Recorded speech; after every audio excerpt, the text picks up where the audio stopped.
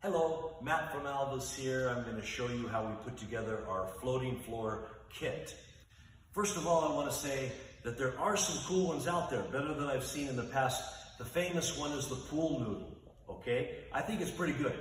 However, it's got two big drawbacks. First of all, we use made in America cross-link foam. I know the dependability, this stuff is great. I don't know where the pool noodles are made. Can't tell you if those foam noodles are going to collapse in time or not. That's one thing.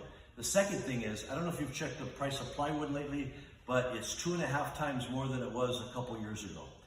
We used to pay $25 for a 5x5 Baltic birch 9 lamination sheet of plywood, and now we pay $67 on the last load. So quite a bit of difference. And with the pool noodle, you've got 2 layers of plywood. So your most expensive part of the whole deal has just doubled.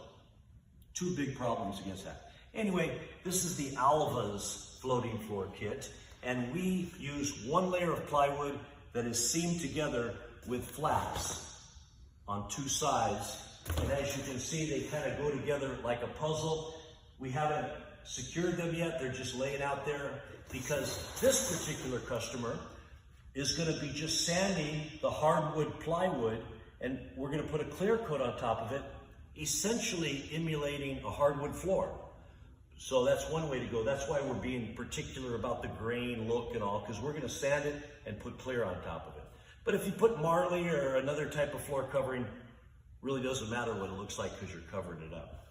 So when you get the floating floor kit, it comes in a box like this, and it's got a bunch of foam blocks in it.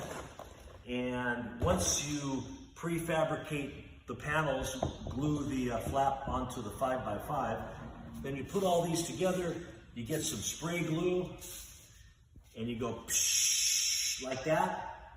And then you get a jig, which I don't have with me right now, but it unfolds like that. It has spacing for the foam blocks. So you take your spray foam and you go shh, shh, shh, shh. That's sound effect for spray foam. And then you get the whole blocks like this, you go shh.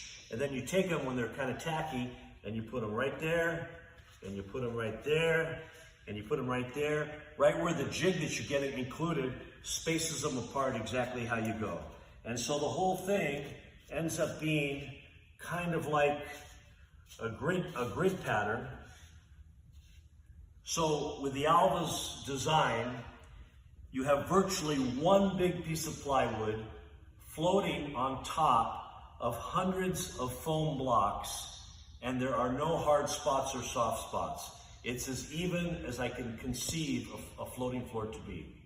In fact, unlike others that I've seen, because the seam is weaker, we don't even put a block on the seam. It doesn't need it. We put a block on here right next to the seam, and then we put another block on the adjacent panel, and our seam is basically floating. Thank you.